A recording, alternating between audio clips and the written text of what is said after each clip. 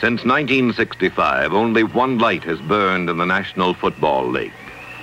It has glowed constantly for the proud Packers of Green Bay, Wisconsin. In Lambeau Stadium on December 31st, 1967, they won their third consecutive NFL title, a feat never before accomplished in the modern history of the game. This is simply about the way it was, starting with the first championship season, starting with that gloomy December day in 1965, when the Packers met the Colts in Baltimore to determine first place in the Western Division. Don Shula and the rest of the Baltimore Colts. One man can't win a championship, but certainly no one man contributed more in the crucial games of the 1965 season than Paul Hornung, number 5. Against the Colts, he scored 5 touchdowns and led Green Bay to a resounding victory and a half-game lead in the Western Division. But at the season's end, the Colts and the Packers were tied, and in a playoff game in Lambeau Stadium, they battled to a 10-10 deadlock. After 14 minutes of sudden death overtime, Green Bay's dreams of the Western title rode on the right foot of Don Chandler. His field goal attempt cleared the crossbar with ease and cleared the way to the first championship game. 1 week later on the same field, Green Bay head coach Vince Lombardi saw Chandler and Hornung lead the Packers to the NFL title with a 23-12 victory over the Cleveland Browns. In 1966, quarterback Bart Starr passed Green Bay to an easy victory in the Western Division.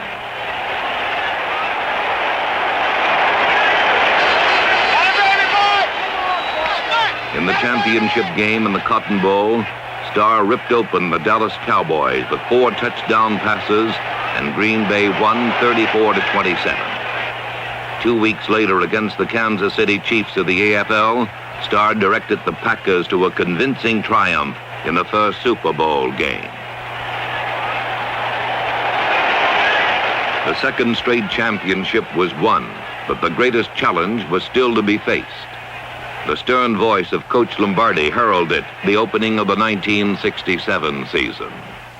This year we face the greatest challenge we have ever faced. We will be in quest of an unprecedented third straight championship, something no team has ever accomplished.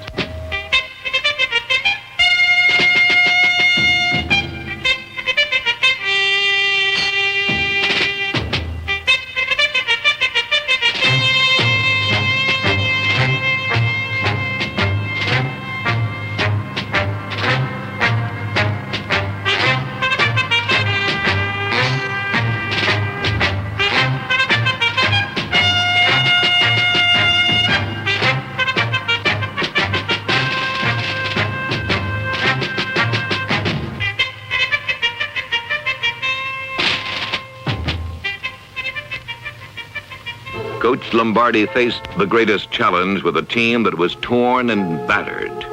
A rugged exhibition schedule had left Bart Starr a mass of bruises, and the Packers' offensive firepower was severely diminished.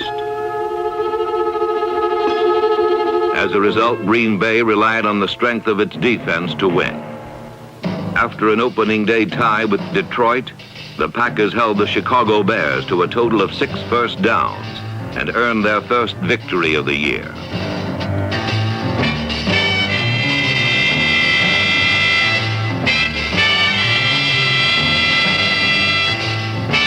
In the season's third game, the Atlanta Falcons ran 50 plays and gained only 58 yards. Not once did they cross the Packer goal as Green Bay registered a 23-0 shutout.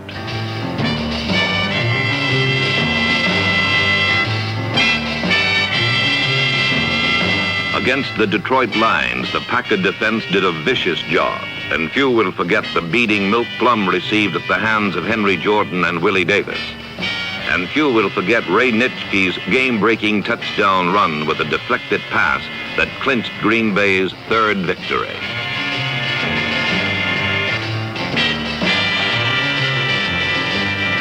So, through the first part of the season, the defense kept Green Bay's title hopes alive. And throughout the remainder of the year, it would be the determining factor in the Packers' success. It is an aggressive defense that intimidates opponents, wears them down, and disorganizes their offensive patterns.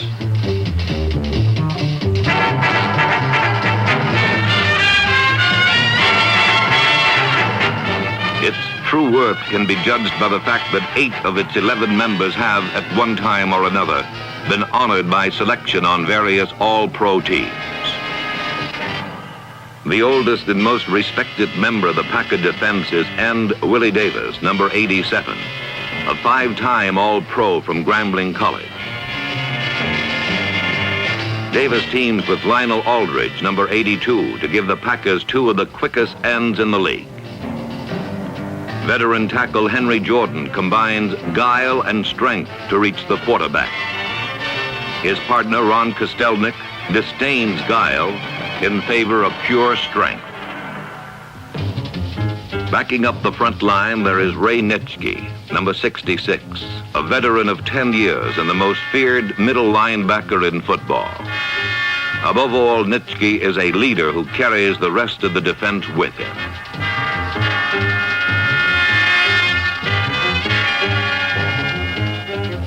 Dave Robinson, number 89, has played only half as long as Nitschke, but already his speed, intelligence, and mobility have earned him the accolade as the game's finest corner linebacker.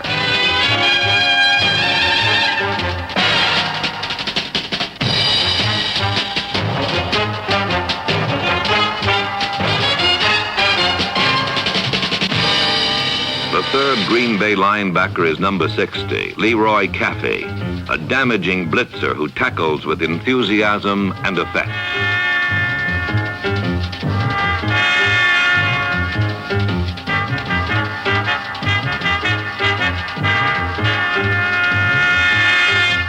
Behind this impressive trio of linebackers is the best pair of cornerbacks in the game.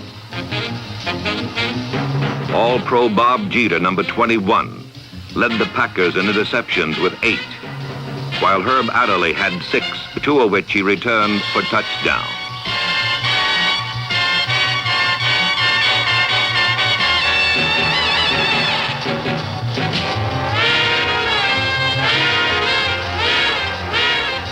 The flamboyant play of these 2 cornerbacks is balanced by the conservative but alert play of the safeties.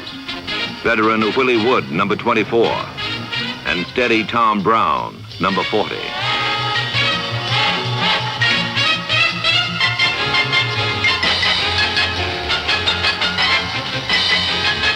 Supported by this defense, the Packers held up through the first 4 games without a loss.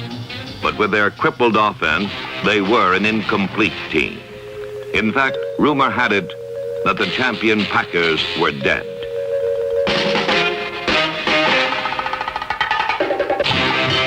They still wore the same green jerseys and gold helmets, and they still had a concrete defense, but their offense had suffered critical breakdowns. And when they lost to the Minnesota Vikings in the season's 5th game, their future was as much in question as their offense.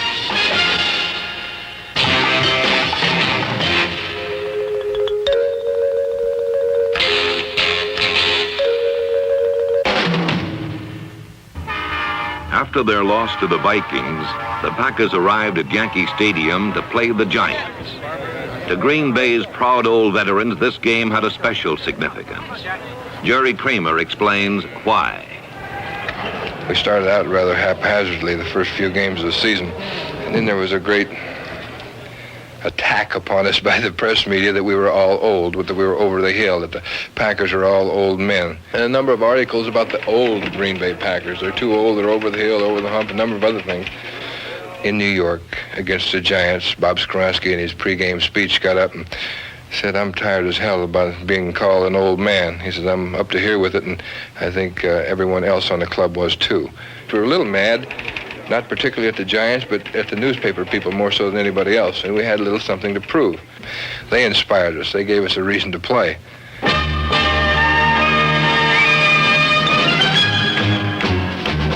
The Packers crushed the Giants 48-21 and proved that all they had lost during the early uncertain days of the season was the use of their quarterback, Bart Starr. Zeke Bretkowski had done a capable job filling in for Starr. He is a good quarterback, but Starr is a great one. And with him back in the lineup, the Packers became a championship team again.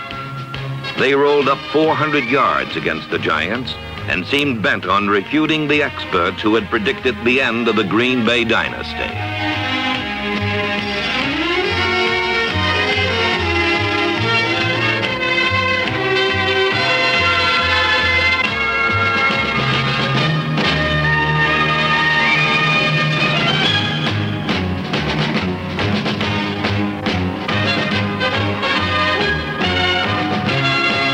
In the first half of the season, the defense had kept the Packers in contention. And now in the second half, when it counted most, the offense would carry them to the title.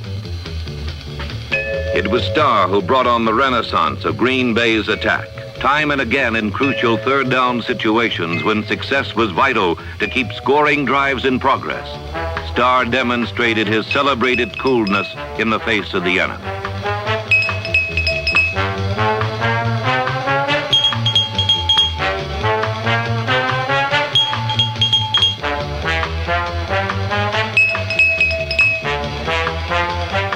And when the occasion arose, he proved to be an adequate scrambler as well.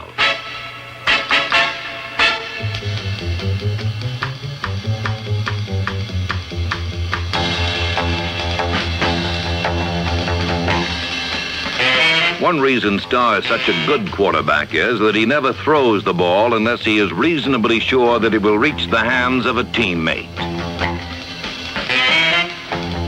He would accept a momentary setback and patiently wait for the appropriate moment in which to strike.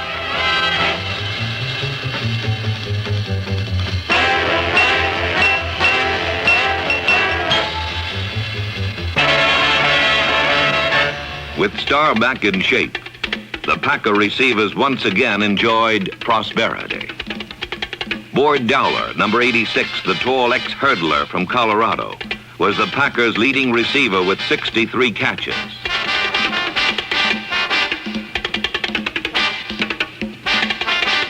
Dowler is tall enough to outreach most defensive backs and fast enough to run by them.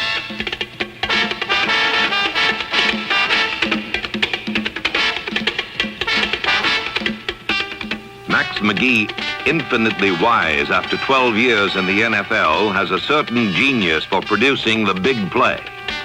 McGee is a spot player, but Carroll Dale is not, and he shares much of McGee's wisdom and has more speed.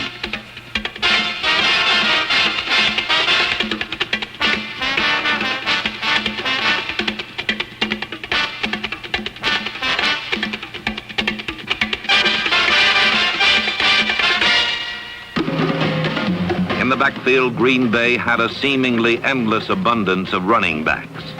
Elijah Pitts and Jim Grabowski started the season. Against the Bears, Grabowski carried the ball 32 times and gained 111 yards.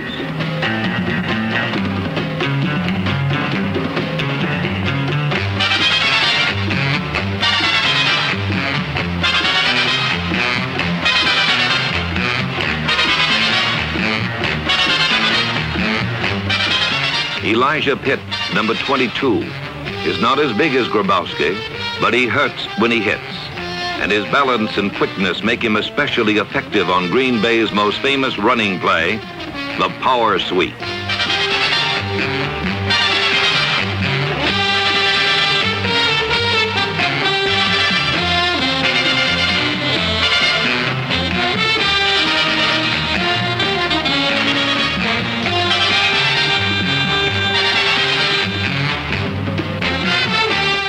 Pitts also excels in the clutch. Against the Detroit Lions, he raced 84 yards with a pass to set up Don Chandler's last-second game-tying field goal.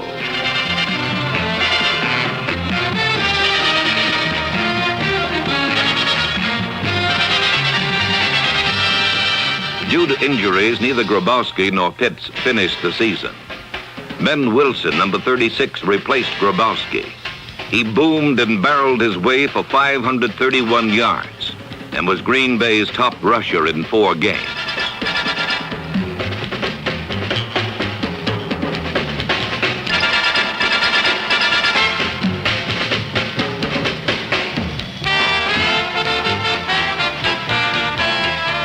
Donnie Anderson, number 44, took over for the ailing Pitts and quickly established himself as a genuine triple threat. A runner, kicker, and passer, as well as a skillful blocker and a sure-handed pass receiver.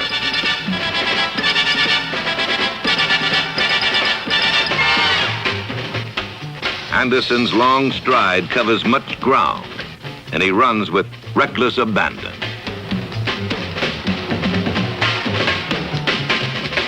When Anderson was slowed by a hip injury, the Packers went to the 3rd string to discover a new star, rookie Travis Williams. He is a 9'3" sprinter who weighs 210 pounds and has the credentials to become the next great running back in pro football.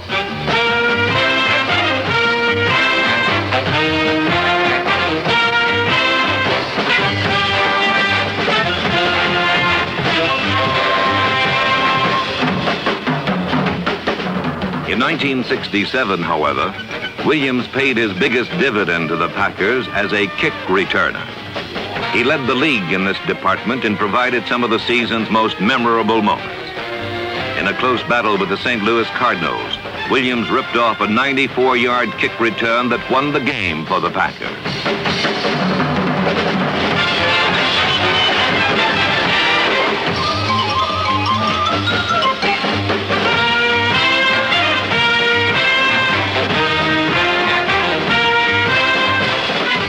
2 weeks later, he single-handedly destroyed the Cleveland Browns when he returned 2 kickoffs for touchdowns and sparked Green Bay to a smashing 55-7 victory.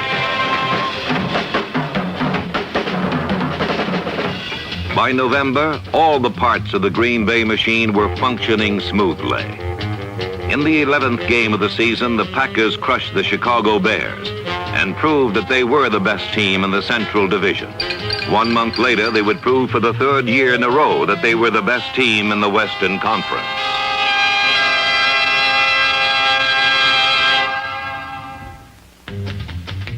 Until December 23rd, there were those who said the Los Angeles Rams were the strongest team in football. They had won 10 straight games, and their defensive line, the so-called fearsome foursome, was the toughest in the league. Then on a dark day in Milwaukee, the Green Bay Packers proved that the Rams were not even the best team in the Western Conference. With the Western title at stake, Green Bay's defense, led by Henry Jordan, dropped Roman Gabriel 5 times for losses.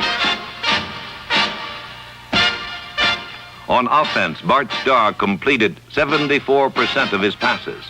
Carroll Dale was the leading receiver, making 6 receptions for 109 yards and 1 touchdown.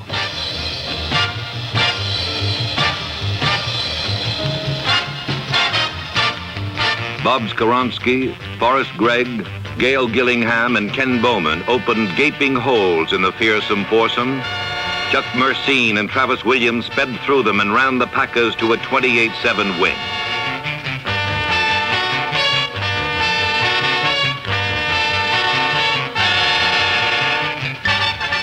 Gimmick nicknames have not romanticized the Green Bay Packers. Otherwise, after this game, somebody would have dubbed them the Fearsome 40. On the coldest New Year's Eve in the cold history of Green Bay, the Packers met the Dallas Cowboys of the Eastern Conference for the championship of the National Football League. After 55 minutes of play, the Cowboys led by 3 points, and most of the crowd had almost decided to go home, warm up, and drown their sorrows with a sad New Year's Eve celebration. But in the final frozen moments, the Packers burrowed deep into that reservoir of experience and determination that has accumulated in their unequal 3-year reign as champions of the world. They toiled 67 yards in 4.5 minutes to the threshold of pro football history.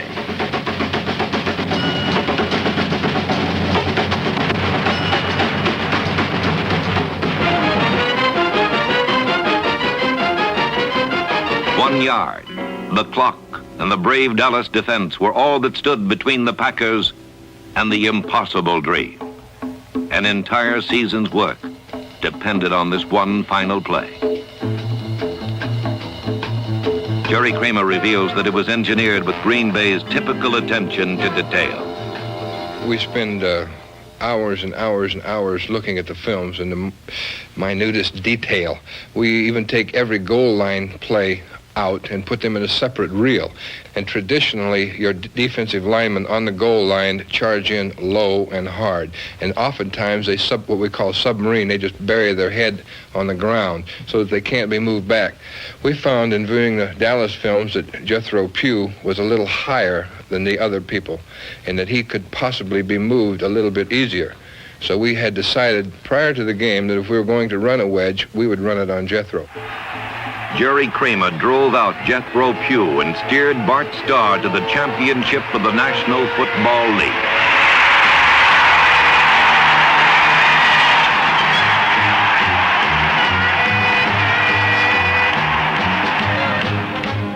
There it was. Only one play, one block in a long season of plays and blocks in one-yard game. But it was a play to remember. A play that tells you what the Green Bay Packers are all about. Guts, determination, and Coach Vince Lombardi. I think it's because of Coach Lombardi, and I don't believe there's any question about it. He has made the comment a number of times that he said, and I've never believed this before, but I'm beginning to. He said, "You're not the greatest athletes in the world." He says, "We've got guys same size, same speed, same mental ability as most of you people. But he says, there's something a little more." He says, "We look for a little bit of character in an individual. He molds that character, or that's something that's intangible, something special about you. And if you don't have it, you don't stay in Green Bay very long. And if you do have it, or have a chance to have it, he brings it out of you and develops it in you." With an icy victory in the NFL championship, the Packers won the right to move south to Miami for the Super Bowl. On the eve of the World Championship, the Packers' clean jerseys concealed the raw truth of a hard-fought season.